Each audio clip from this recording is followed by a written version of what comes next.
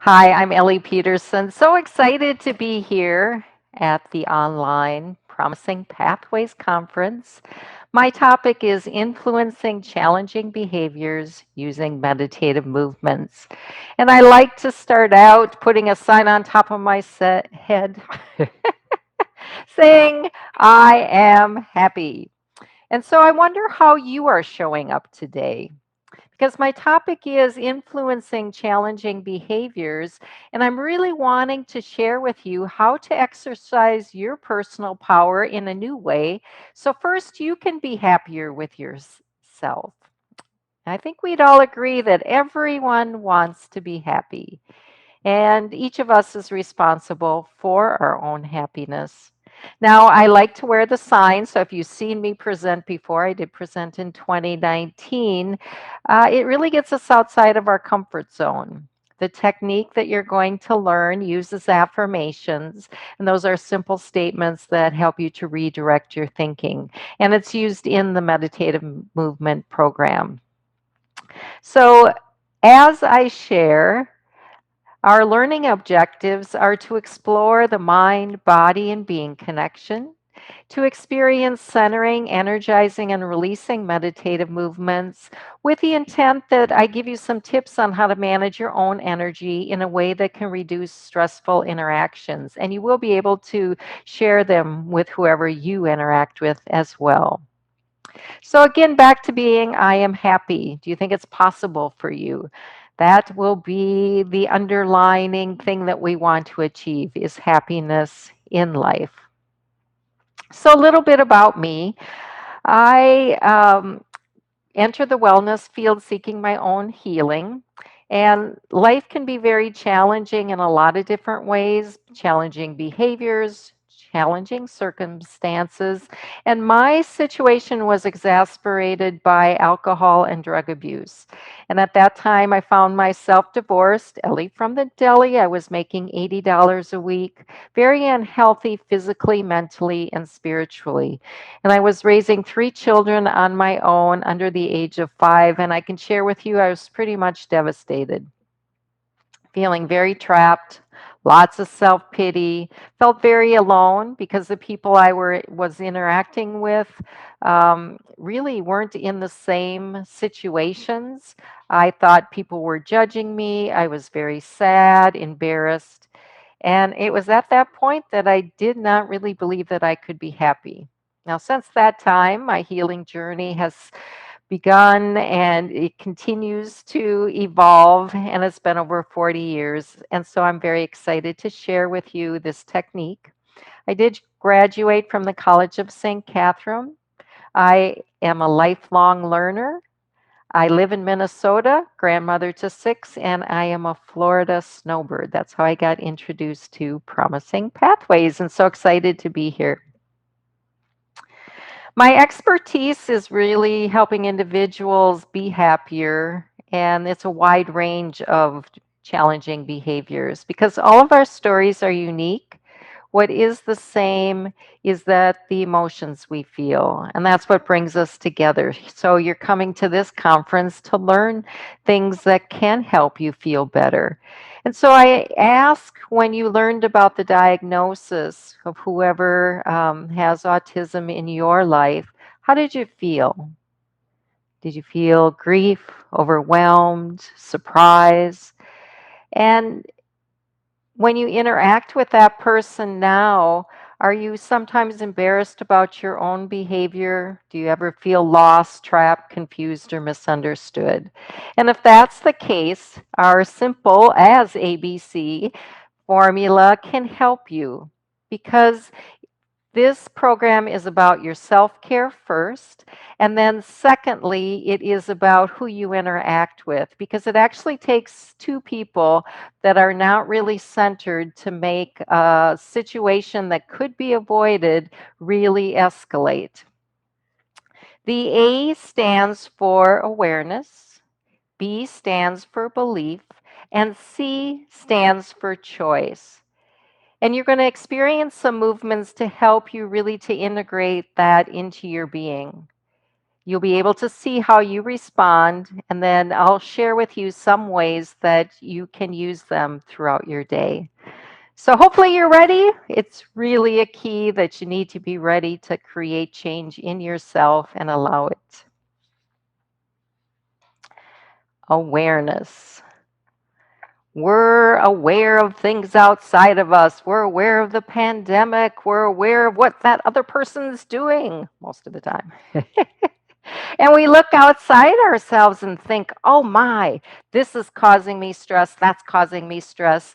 And the more you know about stress, you know that it is not the same for everyone. We can be in a situation and it cannot seem stressful to one person where it is to another. So that suggests that it isn't the outside event that's causing the stress, and there is research behind this. It is about how you are perceiving what is happening. That's a real key. You have a lot of power, and this technique is about increasing your awareness so you can own that power and use it in a way, again, to help you be happier and the people that you interact with to be happier. We have a body, we have a mind, and we have a being. That being is the part of us that is magical, right? When you inhale and exhale, that is life itself that comes in and out of you. So when we talk in terms of awareness, outside you can be aware. This technique focuses your attention on yourself, your inner world. You're going to think about, focus your attention on your thoughts. We have 50 to 70,000 thoughts going through our head all the time. Are yours nurturing or are they harmful? Then we have corresponding feelings. So if your thoughts are, I'm worthless, you're going to feel defeated. And then we have behaviors. And a lot of us focus on the behaviors and we try to do that with other people. And we are now seeing that behaviors is one thing that you can impact, but it really stems from your thoughts and your feelings. So why not address those so then you can really have behaviors that are nurturing?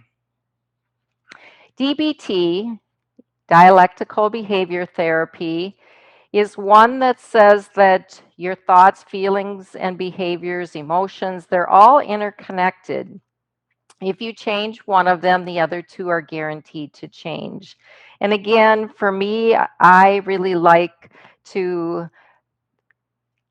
address my thoughts and feelings and then allow the behaviors to flow naturally. Otherwise, it feels like I'm really forcing things. And this is meant to be very comforting. So back to the 50 to 70,000 thoughts, they have been given to you.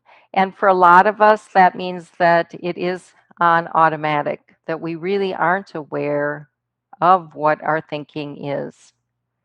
And self regulation really depends on having a friendly relationship with your body. So it is more than the thoughts. The thoughts go in the mind, and then you experience their sensations, corresponding sensations in the body. And if you know about the energy that those have, that they can, you, if you're unaware of them, all of a sudden they'll take over and you will just not be able to control them anymore. So noticing and naming the stresses are very important. I love the book, The Body Keeps the Score by Bessel van der Kolk. And he talks about that, how past traumas can lend itself then to this inability to really self-regulate. And as you be in the moment, aware of what's going on, those traumas can actually be healed as well. So you might not have specific things that you even remember consciously. Your body, however, does remember. And we want to be able to honor that and say, isn't it interesting that this is happening outside of me? Something that's kind of irritating.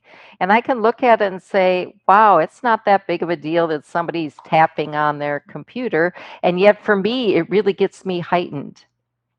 And once I can be aware that, wow, I am responding in this way, and we'll talk about the power of choice later, that you can say, wow, if this is impacting me, I do have a choice. I can stay here, I can leave, I can say something. That gives you your power back, and that's what I'm talking about, the ability for you to own your own power and use it in a way that's very helpful. So, the components of a meditative movement technique is that it uses physical movements, it then incorporates the breath, and then uses affirmations. And I like people to experience the movements. It's really important that you not sit and watch what I do, because you will have an experience within you when you practice the movement. So, again, the only rule on meditative movements is no pain. You are to adjust the movement to your physical ability. We're going to add the breath and then the affirmation. And there's over 140 right now different meditative movements. I'm going to share with you the I Accept meditative movement. And this was done as well at the 2019 conference. I videotaped this movement. And so I thought I'd share it and have you practice. You can be seated or standing doing the movement. Actually, the people that were there, most of them were seated. You want to have enough space. I thought it would be fun to share the past one because you can hear them responding to me. So again, only rule is no pain. Practice the movement, and then it is important that you speak the affirmation out loud. That's because you have your own voice. It's important to hear it. So enjoy practicing. Supportive position, whatever that is. And you're going to turn to the side and just hold the stretch and then come back to center. You can always come back to center. In this work, it's about, if you haven't been feeling, it's really about allowing yourself to do that. Going to the other side, feeling the stretch, back to center. So same thing, if that causes you pain, you adapt. The one thing about being in the present moment is add no more pain in this moment. Probably all have enough. Why add any more? Right? So let's take a deep breath, inhaling. Exhaling, turning to the side, let it out. Come back to center. Nice job. Take a deep breath, inhaling. Exhaling, turning to the other side. Coming back to center. We'll say the I accept affirmation, and we're going to say it 4 times. We'll take a deep breath, we turn to the side, hold it, and then we'll say the affirmation. So take a deep breath, inhaling. Exhaling. I accept. I accept. I accept. I accept. Come back to center. Take a deep breath, inhaling. Exhaling, turning to the side. I accept. I accept. I accept. I accept. Coming back to center. We may not want to, so we'll practice it again, right? Take a deep breath, inhaling. Exhaling. I accept. I accept. I accept. I accept. Come back to center. Take a deep breath, inhaling. Exhaling. I accept. I accept. I accept. I accept. Come back to center. Take a deep breath. Let's accept this moment. Inhale. Exhaling. I accept. I accept. I accept. I accept. Awesome. So for me, it means when I turn to the side, I'm accepting my past. When I go to the other side, it's the unknown future. And again, to be fully present that I accept this moment on life's journey. I hope you had fun practicing the I Accept meditative movement. It's one of my favorites. It's one that I can do easily, especially when I'm waiting for something, if I'm waiting for an elevator. And if my mind is going to all the things I need to do, I can just move my body in those ways and say, I accept. There's no reason for me to start getting upset that the elevator isn't there. Another one could be that if you are interacting with someone and you just kind of turn to the side and stretch and come back, that's enough of a clue, a disruption in kind of where your natural thought process goes, that you can actually then say, I can accept this situation. And acceptance is a great way to neutralize whatever it is that you're experiencing. You don't have to say you like it. You don't have to say you dislike it. You can just look at it and say, wow, that person is doing this. And can I accept that right now?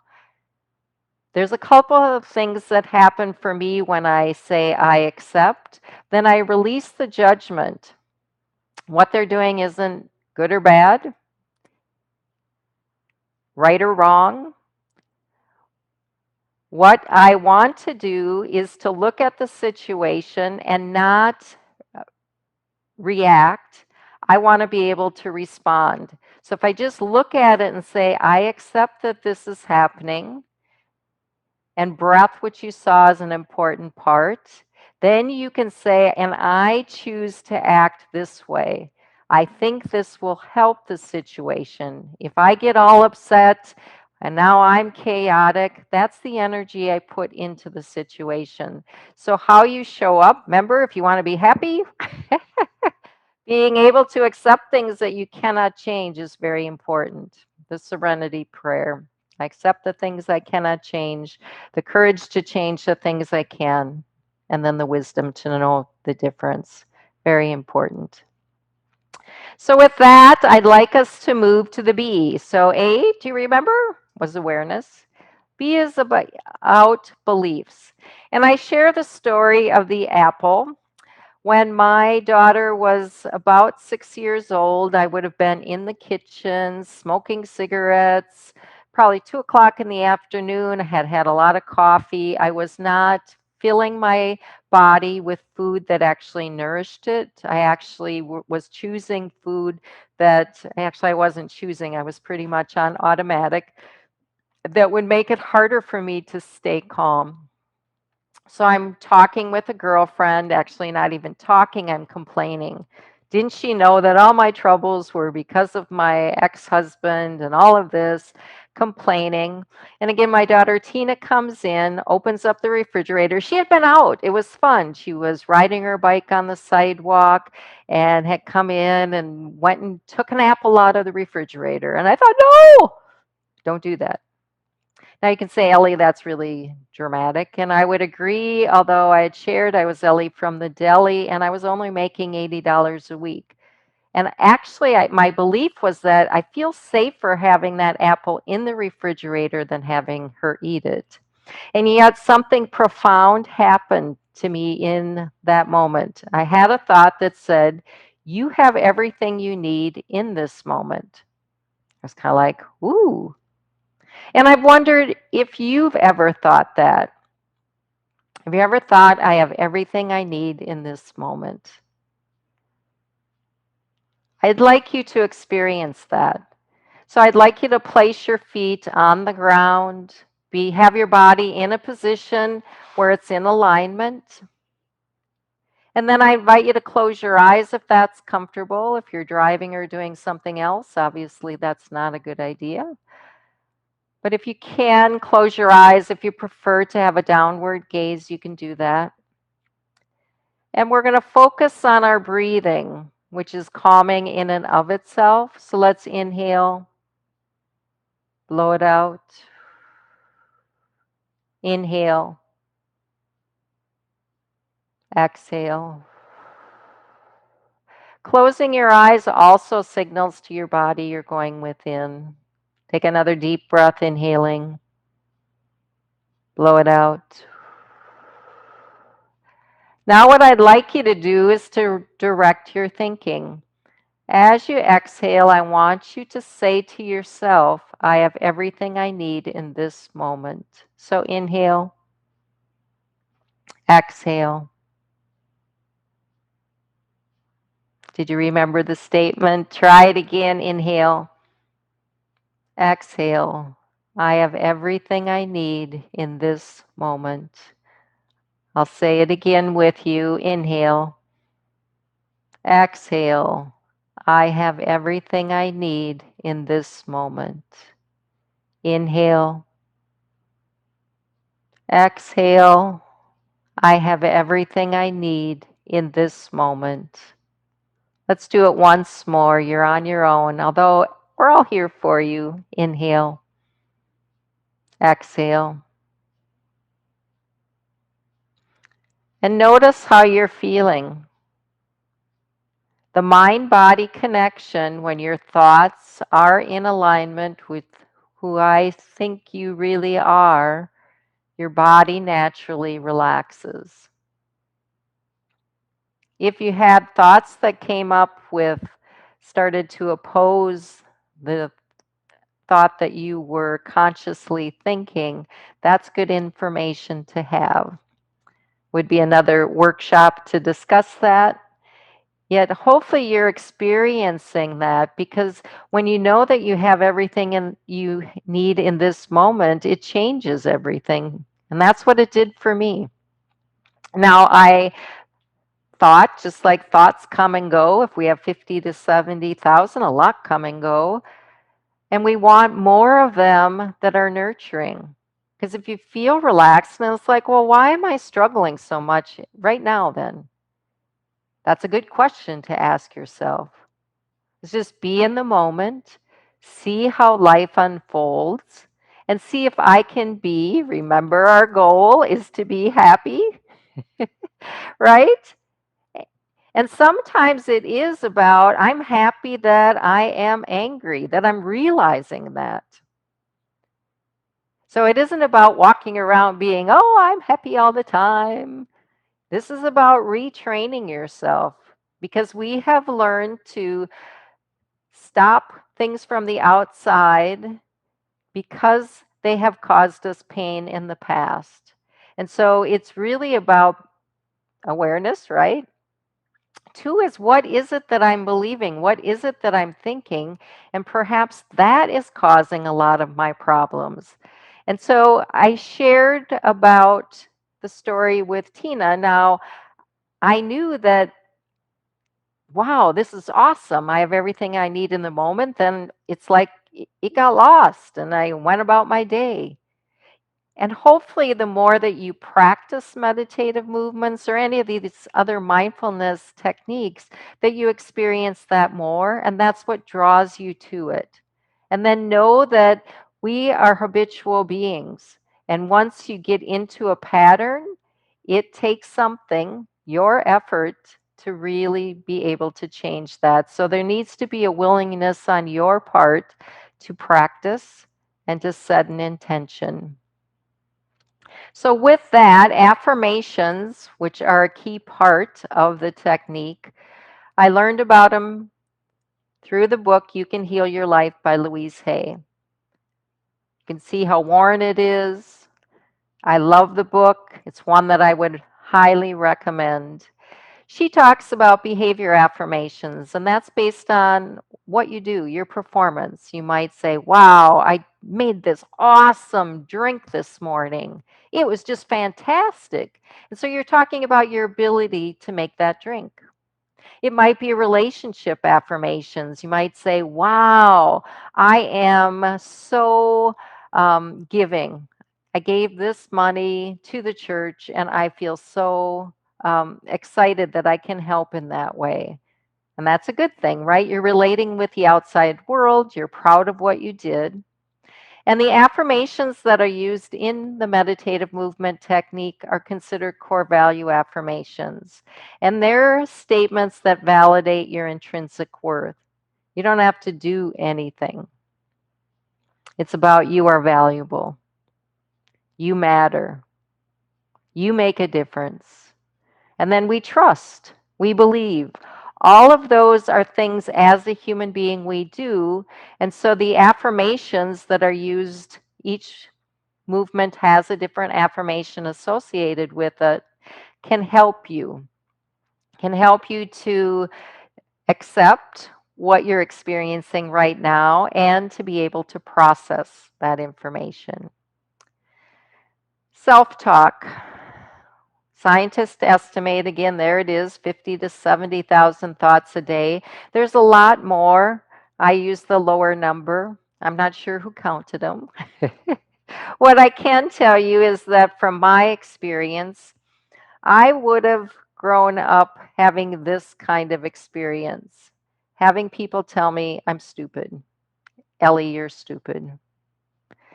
Not so much you're worthless, although the actions that were taken, I derived that. Wow, you don't matter very much. You're the last one to get things. I don't even listen to you. You must not be worthwhile. You must not matter. And then you always make mistakes. Can't you do anything right? These have an impact. These statements are not harmless. They have an impact. They hurt our heart, they hurt our body, they actually hurt our mind. And then what we do, because we learn well, is that we internalize them. So I must be stupid. I am stupid. And I'm worthless. And I can't do anything right. And so once the outside impetus, someone telling you this, they don't have to do it anymore. You're already doing it for yourself. And that's why, as adults, we need to be able to look at our family of origin. We need to be able to look at the messages we received and decide if they're worthwhile. I can share with you that it was really important to me. This work can be difficult in some ways because I have to continually look at myself. And sometimes painful things that have happened in the past, I feel them in the moment, yet the real pleasure is I'm able to let them go. So hopefully we're moving to the left-hand side. Hopefully you learned this. Someone told you, oh, you can make good choices. Wow, you are so smart, right? We all make mistakes, but you can make good choices because you learn. You're with it. You see what happens when you make that choice. And yes, you can make a good choice. And again, we all make mistakes and we can all learn. Oh, you are important. Wow. You are so important. I'm so glad that you're in my life. And you can do things right. I use the word kind of quote right as what is it that is really helpful. So with that, a person would internalize, oh, I can choose. Oh, I'm good enough. And I am learning. Totally different experience. And that's why the affirmations are meant to be spoken out loud. We need to hear our own voice. Hopefully, you're hearing the messages on the left hand side. You do have people that affirm you, that aren't just looking for ways that you screw up. They really see all the value. And yet, as adults, and I need to remind myself very often of this, I'm an adult now. And I can choose to think this way. Ellie, you are smart. Ellie, you are valuable. So the book, You Can Heal Your Life, which I can come back to, really was helpful as well. Because it's important to watch the other words that you use as you speak to yourself and to others, because they do make a difference. It's eliminating the words have to and should, because those are really causing you to suffer. So I'm going to use an example. of a friend of mine where her son has autism. And again, I shared with you, I am not interacting with anyone with autism. I do have interactions with people that are in recovery, bipolar disease, and I would offer that my experience, feeling out of control, all of those are very similar to yours. She was sharing with me that uh, she struggled once she found out that her son had autism, that she found herself using that shouldn't word. I shouldn't have to deal with an autistic child. And yet she is. So the statement, I shouldn't have to deal with an autistic child, is going against what is. And that will cause you to suffer. She also had it, life's not supposed to be this way. Why would I have an autistic child? Did I do something wrong? And notice that energy. I mean, I can feel it in my body as I say this, how it starts. I feel defeated. I feel just like I did something wrong, kind of a lower level shame. And she shared with me that, and her son's name, I just am using a different one. Jimmy was in perpetual motion and he would throw food. He would have so much energy, and she was trying to cope with things, and he got a hold of some eggs and threw them on the floor. And what was it? What, from his point of view, why would he have done that? And the caregiver response? She was angry. And then she reprimanded herself where she shouldn't be angry. This is a disabled child. And then guilt comes in. So the idea is for you to become more aware. Sometimes it's not the initial thought that starts coming you can catch, but you can catch it later on. So again, any progress is important. And it is then being able to take care of yourself. Because if the egg is already on the floor, then that changes things, right? It changes things that what would you need to do differently so the access isn't to the eggs. So knowing too how to interact with people and to hold yourself in a high esteem from a standpoint of you're a human being. Having someone, anyone, throw eggs on the floor, because if you're the one cleaning it up, is mostly it, right? You don't want the eggs there. Or if money is a concern, that would be mine, that, oh, we could have eaten that. So there's a lot with it. It's important to make sure to avoid using language like bad person. They aren't bad, in my opinion. It's the eggs aren't meant to be on the floor. Eggs are meant to be eaten. And it is important as well to understand that all emotions are valuable. It wouldn't probably be the time where you'd be able to practice or say, wow, why is it that I'm angry? You'd be like, duh.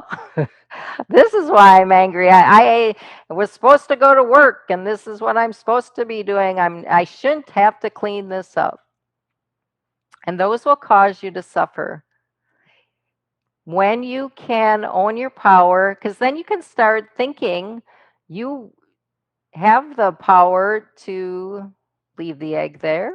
You could help, maybe ask the child to help clean up. There are choices that you have. You might not like them. Yet it goes back to increasing your awareness and accepting what is happening at the time. And then when you're away from the situation, finding things that perhaps you can change in the environment to make it not happen again. Right? Now you have your power and you're using your thoughts in a way that are constructive. So, back to the story with the eggs, really feeling frustrated. She could say, again, I am frustrated. I have a disabled child. I need to deal with my energy, and I choose to perceive this differently. The problems come in when we deny, whoops, here it is. Sorry. When we suppress emotions or ones that we're unconscious of, that's where the problem comes in. Not that you're experiencing frustration, it's one that you repress it, suppress it. No, I'm not frustrated. And that's going to just come out just like a teapot. It boils, boils, boils. It's going to come out in an inappropriate way. The other is that you can cover it up. You can go have a drink. You can go have a cigarette. You can say, I don't want to feel this. And so you're actually finding something outside of yourself to cover it up. Or you can act out inappropriately, like the woman I just talked about, because then if she acts inappropriately, yelling, saying, this is so stupid, you're so stupid, I can't believe you did this, do you know all the problems that you're causing, right? That doesn't make anyone feel good. Then what happens when she realizes that? She feels the guilt, and now it's a cycle. And that's why the sooner in that process, the more aware that you are, you can catch it. It takes practice and you can do it. So this is from The Heart Speaks by Mimi and Guarneri. I'll let you help me figure that one out. She says suppressed emotions are ones we are unconscious of. Don't just simmer on the back burner indefinitely. They eventually manifest themselves on a physical level and are reflected in our bodies as physical symptoms. And if you lift up the veil of hostility and anger, in my experience, you usually find some kind of emotional pain. And this is true for me. That's why I created the technique. That the problems I was having in my life were a direct result of my emotional pain. I don't think I'm good enough. I don't think I'm worthy. And I'm taking the experiences that I'm having and taking those personally instead of allowing life to be and for me to be able to enjoy it. Remember our goal, it's to be happy. And this was one of my first ones, that I'm happy that I feel my anger now. I'm happy that I'm recognizing that I'm frustrated. I'm happy that I'm feeling this irritation because I was using smoking, eating, other things to really cover it up. And so when I could just be with it, then it passes through like any emotion and thought is meant to do, and then I'm free. It's no longer holding me down. So I want to share with you the I Release Frustration meditative movement. All of us have difficult emotions that we are trying to, I'll use the word manage.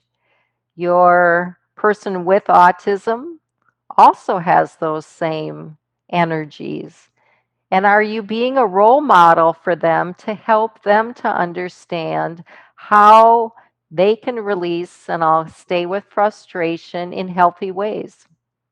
So I want you to practice the I Release Frustration meditative movement.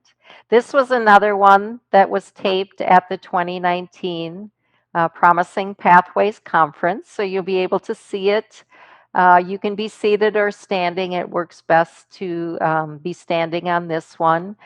Whole idea is that you take care of yourself. And I invite you to practice it for yourself and invite others that are around and with you to potentially practice as well. Difficult emotions, you need your own space. Because what typically happens is we start blaming, and if you're not aware and you still believe that something outside of you, which I'd offer you're giving your power away, is making you that way, then you just gave your power to whatever it is. Once you understand, oh, it's mine, then you might need space to be able to go process it. And so this movement involves, you do need space. Physically, you need space. Yeah, if you want to practice, and you can practice these in your mind. So the research study that was done in Minnesota, that's where I'm from, 6 months. I'm here 6 months too. You can guess which ones I'm here and which ones I'm here. They found that then too that you might not, like you could be at a gas station or whatever and you're frustrated with something, and it's probably not a good idea to, you could, right, be starting to do the movements. Actually, I do. There's quite a few movements that I do throughout the day and even in public. But then you say the affirmations to yourself, which we did the other one like that. So in order to, when you feel anger, frustrated, fear, any of those, it's a good idea to have your own space. Because again, just like when we closed our eyes, we're focusing on ourselves and owning it. So this one looks like this. And then you punch. And that's why you need enough space, because it's not okay to hurt someone else when you punch. And I don't know if you guys all like each other. You just don't have enough room. So it's coming up. Punch, punch, punch. So I'll do the movement. We'll take a deep breath, inhaling. Exhaling, I release frustration. I like that. Yeah, try it again. So you can do it in your mind, right? Actually, athletes are doing that a lot, right? They do things physically, but in their mind they're doing it. And that's what I'd recommend, is if this makes sense, so you want to have something that when you are frustrated, that's kind of not the time to learn it, because your mind goes somewhere else. So let's take a deep breath, inhaling. Exhaling, I release frustration. But it's over there now, it moved. So I take a deep breath, inhaling. Exhaling, I release frustration. I still feel it. And if you know Jill Bolte Taylor's work, Stroke of Insight, we have those 50 to 70,000 thoughts, you attach onto them. You have a chemical reaction in your body, so you know what feeling it is, right? Makes sense? It takes 90 seconds for that chemical reaction to disperse from your body. So the idea is you practice the movement for 90 seconds. If you're angry, or frustrated longer than that, you've reattached. You're thinking about it again. You really haven't let it go. So with that, let's do another one. Inhale, exhale, I release frustration. Welcome back. So releasing frustration, again, it takes, once you have a thought and there's a corresponding emotion that goes with it, say it's frustration, you have 90 seconds that your body will have that chemical reaction. So if you stay angry, frustrated longer than the 90 seconds, it's because you've re-engaged. Keep in mind that most of that is automatic. It's not something you're choosing to do. What's happening is that you're not aware and you're not owning. So you might be aware, then you're saying, really? I have that kind of power and I'm giving it away? My answer to you would be yes. Now, this is about increasing your awareness, increasing your power, and increasing your power if you believe you can. So I'm happy that you're still with me, and hopefully you did release some frustration. So we come to the C. Do you remember what A was? Awareness. B is beliefs, and C is choice. Do you believe you have the power of choice? If you say to me, well, Ellie, I have to do this, do you remember that I said, I'd remove that word have to? You don't. You don't even have to get out of bed.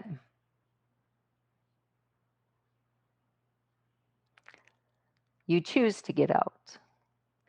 And so when you change from shoulds and have tos to I choose, you will be exercising your personal power. And you can say, well, why am I choosing this? You might circle around. Well, this is how my life is right now, so I'm going to accept it. And then B, I'm going to believe that I can be happy. Right? So it takes time, it takes step by step, and know that you do have choice. Again, I'll reiterate that if you are unaware of what's happening, you aren't choosing. There's this thing called being on automatic pilot.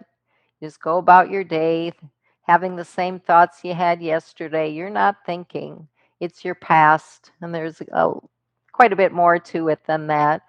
Um, but just practice and see for yourself. So, the power of choice you have.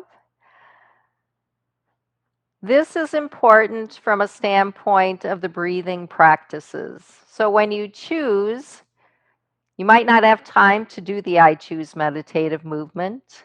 So, breathing deeply can help you before, if you need to do a quick response, you will just respond.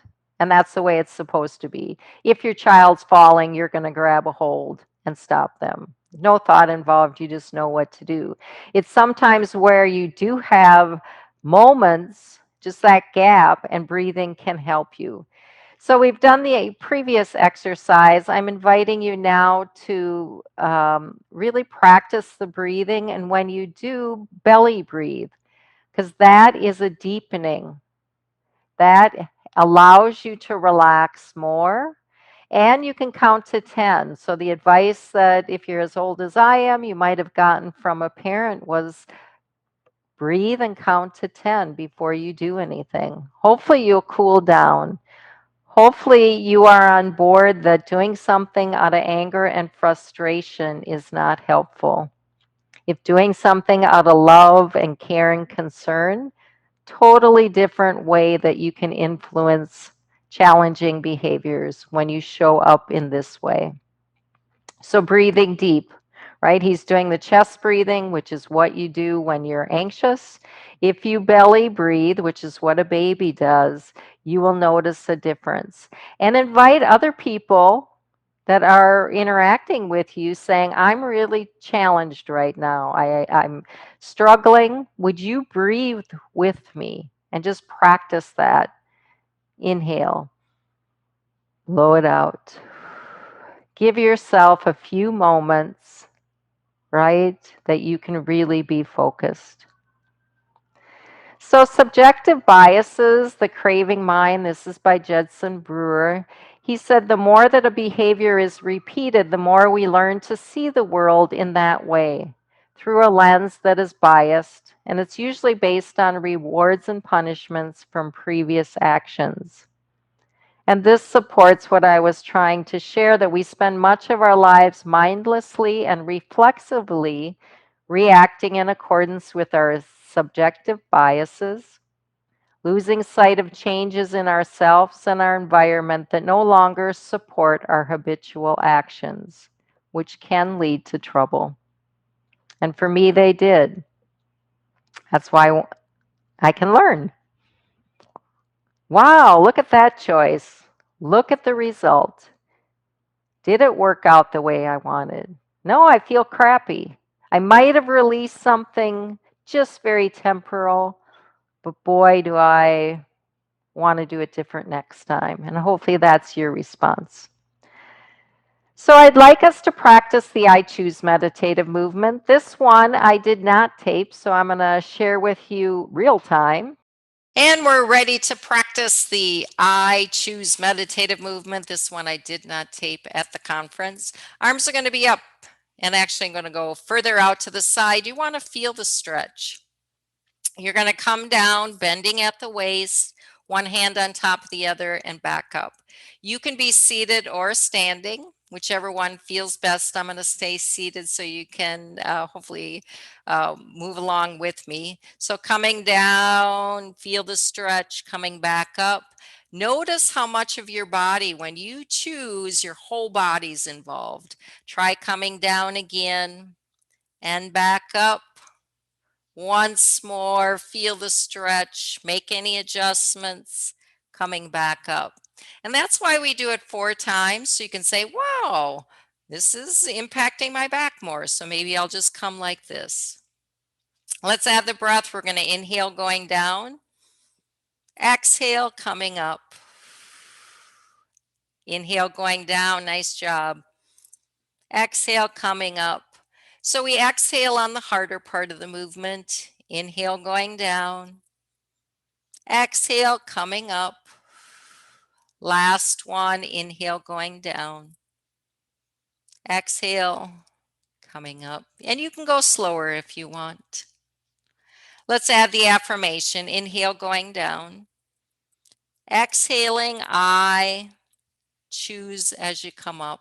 How are you choosing to do the movement? How are you choosing to speak the affirmation? Inhale, going down. Exhaling, I choose. 2 more. Inhale, going down. Exhale, I choose. Last one. Inhale, going down. Exhaling, I choose. Remember, you have the power of choice. Thank you for choosing to be with me. The reasons why you want to practice, it increases your awareness, which is our A, right, of your physical and mental being. It imprints the message actually into your mind and body.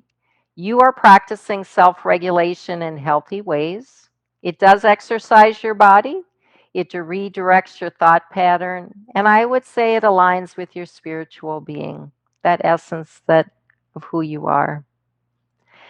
People say it's too simple, doesn't work, and I like to share. Well, in 2017, the University of Minnesota did do a research study, 12 weeks, and they found that the technique did reduce anxiety, depression, and fatigue while improving emotional and functional well being. There were other subjective impacts, so we asked them. The other data was collected using tools. If you're into the research, like the Beck Index is a highly revered tool to be used to um, determine if something is depressive. So these were subjective. We also asked them, what was it like? And they said, I feel more positive. I have a less negative attitude and thoughts. I feel strengthened. I feel empowered. Feel calmer, relaxed at a deeper level, more confidence. I have faith in the future. Improved self esteem, greater self acceptance. I'm better able to navigate relationships. I am able to shift my thinking. I have better sleep, less tired. And what do we all want? More energy. And these were individuals that had chronic pain, and they did see a reduction in that chronic pain. So, can we say I am happy?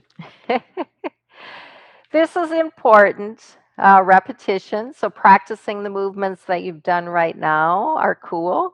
Hopefully, you found one that you like and that you can continue to practice.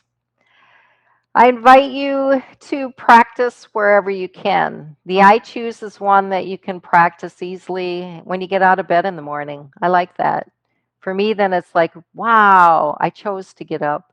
And I'm going to make a choice throughout my day what I eat, what I put on my body, what I put in it, where I go. Those are all choices that you're making. And to start off the day with I choose, and might need a reset. You could say at lunch, wow, I spent half hour looking on Facebook. I'm going to choose this and letting go of the past so you can really be present and have each present moment what you want it to be. You're also being a role model. This is important that I would offer. Not many of us have seen effective ways, especially to release energies like frustration. That one you could do as well throughout the day. I have irritations throughout the day, and it helps remind me, oh, it does cause me to feel irritated. And then if I let it fester at all, it turns into a frustration. And notice too the amount of space you need. Personal space is important. Maybe you need to walk away from something. Maybe you're too focused on your work. If you are caring for someone, maybe you need to invite someone else in. Find a break. Hey, this is about self care. It is totally about you because I believe that we're all responsible for our own happiness. And I do want you to be happy. And I do think it's possible. So thank you. Here is my website, meditativemovements.com. We offer a lot of free movements on the website. I also shared some movements throughout the conference that you could practice. Feel free to reach out to me, Ellie at meditativemovements.com. We do teacher trainings, so if you want to have the movements available, if you're in a role where you'd want to share them formally, I'd love to work with you on that. And we are offering a pandemic rate right now. So, again, thank you so much. We're here to help you so that you can be healthier, happier, and feel whole. Thanks for joining me.